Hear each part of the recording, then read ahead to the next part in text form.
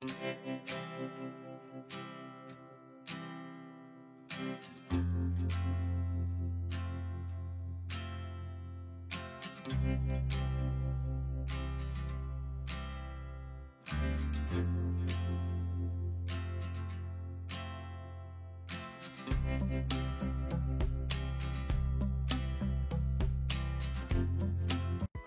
Everyone, good morning, welcome back to my channel. আশা করছি সকলেই খুব ভালো আছো। বীরভূম জেলার ছোট্ট একটা শহর থেকে আমি সুধা আবারও চলে এসেছি নতুন দিনে নতুন আর একটা ব্লগ নিয়ে।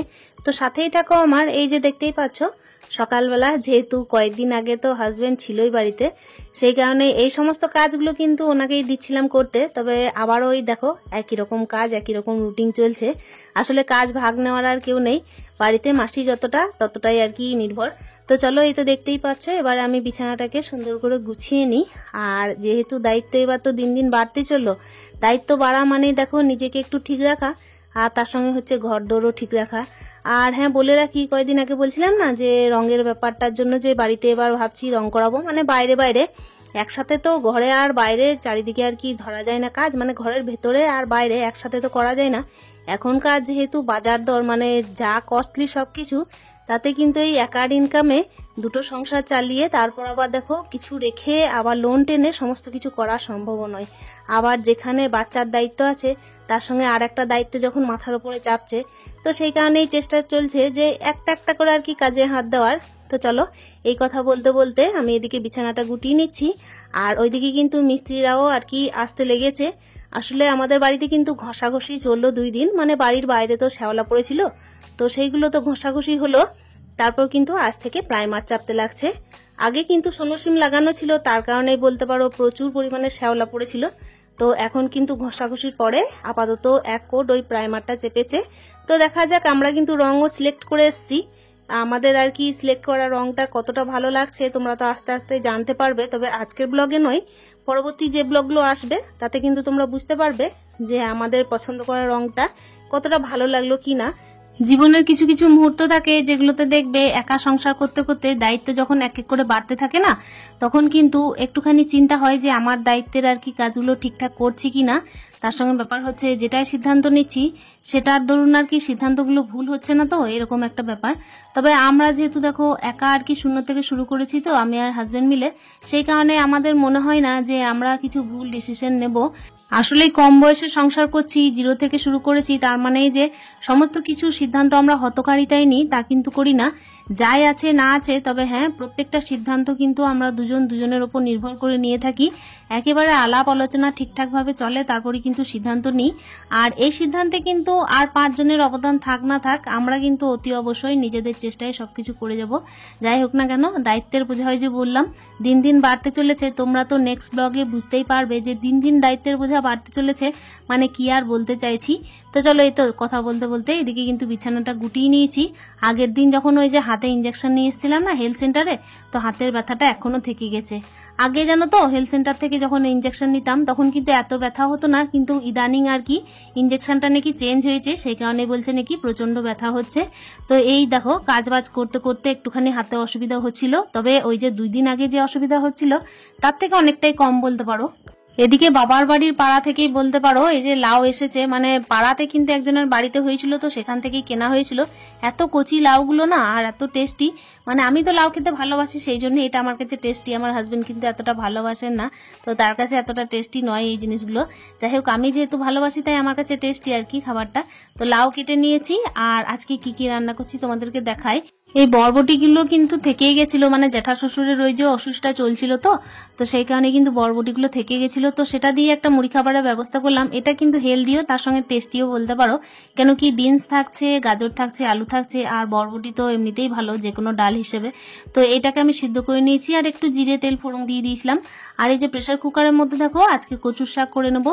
কচুর শাকটা 2 দিন আগে নিয়েছিলাম, কিন্তু সবটা আর কি করা হয়নি, অর্ধেকটা করেছি আর অর্ধেকটা থেকে গেছে। কচুর শাকটা আজকে কিন্তু কিন্তু শুধু করব, হ্যাঁ মাছের মাথা থাকলে তো জমেই যেত, তবে এই কচুর শাক কিন্তু এমনিতেও টেস্টি হয়। যাই হোক দেখো, প্রেসার কুকারের মধ্যে দিলাম কেন জানো তো, একটু তাড়াহুড়োর মধ্যে রান্না করব বলেই।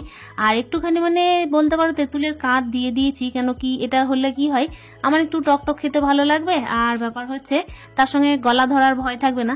যাই হোক, ওইদিকে ভাতের হাঁড়ি তো বসানো আছে, আর তার সঙ্গে দেখো এইদিকে কিন্তু প্রেসার কুকারের মধ্যে কচুর শাকটা ওই একটা সিটি দিয়ে নেব, তাহলে মোটামুটি হয়ে যাবে। আর মশলা করে যেভাবে আর কি রান্না করে সেভাবে করে নেব। ভাতটা দেখলাম যে অলরেডি হয়েই গেছে, তো এখন কিন্তু ভাতের ফেনাটা ঝরিয়ে নেব।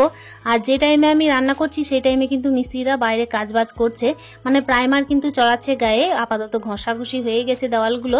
আর বলে রাখি, এখন কিন্তু আমি প্রচুর তাড়াহুড়োতে আছি, এই কারণে আমার কিন্তু ছেলের হচ্ছে দুপুর 2টো থেকে পরীক্ষা, সেকেন্ড হাফে পরীক্ষা বলেই বলতে পারো। সকাল থেকে পড়ানোর একটু টাইম পাচ্ছি, আর এই টাইমে কি হয়েছে বলতো, একটু দেরি করে রান্না করছি এই আর কি।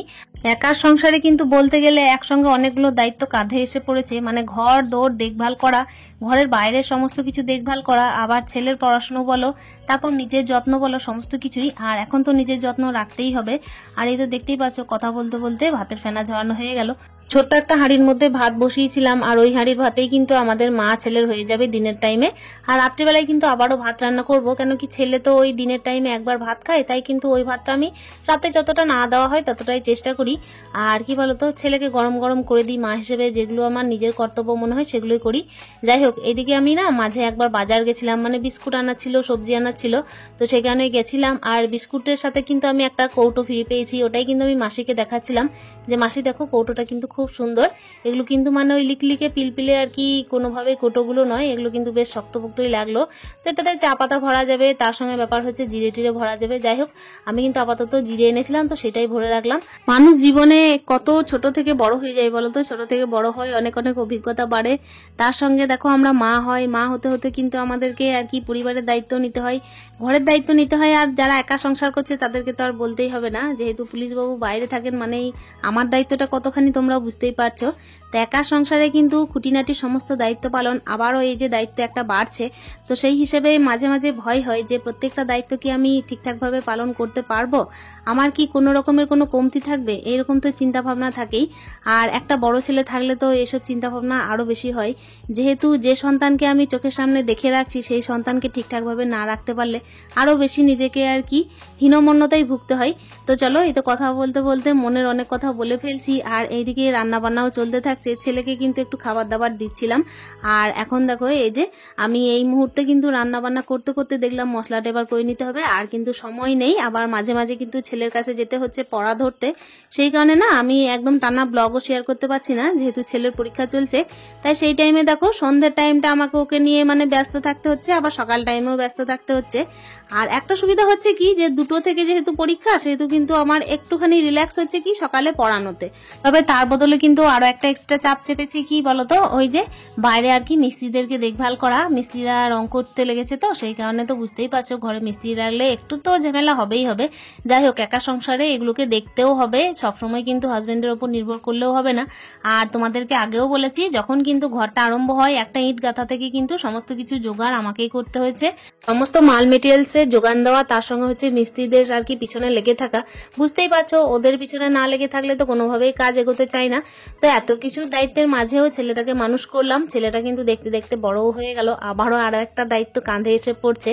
যাই হোক, তোমরা আশীর্বাদ যদি করো তাহলে কিন্তু আমি আশা করছি আমার মাতৃত্বের দায়িত্ব ঠিকঠাকভাবে পালন করতে পারবো। চলো, কথা বলতে বলতে এদিকে কিন্তু কচু শাকটা আমি আপাতত করে ফেলেছি। আর কচু শাক জানো তো আমার ইদানিং এতই ভালো লাগছে, মনে হচ্ছে যে ডেলি যদি আমি পাই না, তাহলে কিন্তু ডেলি আমি ভাত খেতে পারবো।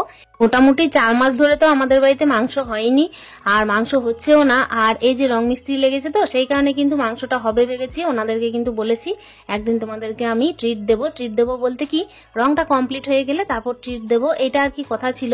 তো দেখা যাক এটা করতে পারি কি না, আসলে একার দ্বারা তো আমার সম্ভব নয়, একেই তো ভাঙা হাত, আর এই অবস্থায় কিন্তু ভারী কাজ খুব একটা করছি না।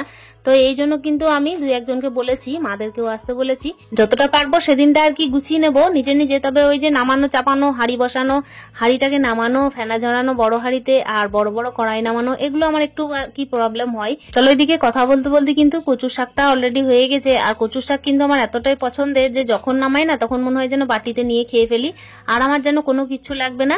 আর ওই যে লাউ কেটে রেখেছিলাম, তো লাউটাও কিন্তু তরকারি করে নেবো।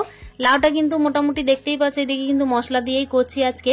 আমি কিন্তু কালকে লাউ পোস্ত করেছিলাম, হাজবেন্ডকেও কিন্তু লাউ পোস্ত করে দিয়েছিলাম, তো এই কারণে আজকে চিন্তা করলাম যে একটুখানি কিন্তু লাউ তরকারি করি। লাউটা কিন্তু কষিয়ে মোটামুটি ঢাকা দিয়ে আমি কিন্তু বাইরে যাব একবার মিস্ত্রিদেরকে দেখতে। আর তোমাদেরকেও কিন্তু ব্লগের শেষে আমি দেখিয়ে দেবো যে ঘরটা কতটা আর কি কাজ এগিয়ে রাখলো। আর কাজ এগিয়ে রাখলো বলতে শুধুমাত্র ওই যে সাদা প্রাইমারটাই চেপেছে, আস্তে আস্তে যখন রং হবে তোমরা তো অতি অবশ্যই দেখতে পাবে। যাই হোক বন্ধুরা, অনেক অনেক দায়িত্ব তো বাড়ছে, ঘর দৌড় গুছাতে হবে, তার সঙ্গে হচ্ছে সন্তানদের ভালোভাবে মানুষ করতে হবে, এই আর কি আশা মনের মধ্যে আছে। তোমরা যদি আশীর্বাদ করো নিশ্চয়ই এগিয়ে যাব জীবনে, কিন্তু আমি ভালোভাবে আর কি নিজের দায়িত্ব পূরণ করতে পারবো, পালন করতে পারবো। এই কথা বলে কিন্তু আজকের ব্লগটা আমি এখানেই শেষ করছি। তোমাদেরকে দেখালাম এক ঝলক ঘরে আর কি সাদা প্রাইমারটা চেপেছে সবে মাত্র। আজকের ব্লগটা তোমাদের কেমন লেগেছে অতি অবশ্যই একটা কমেন্টের মাধ্যমে জানিও। দেখা করছি অন্য দিনের অন্য আরো একটা ভিডিওতে, ততক্ষণের জন্য স্টে হ্যাপি, হ্যাপি মন, টাটা।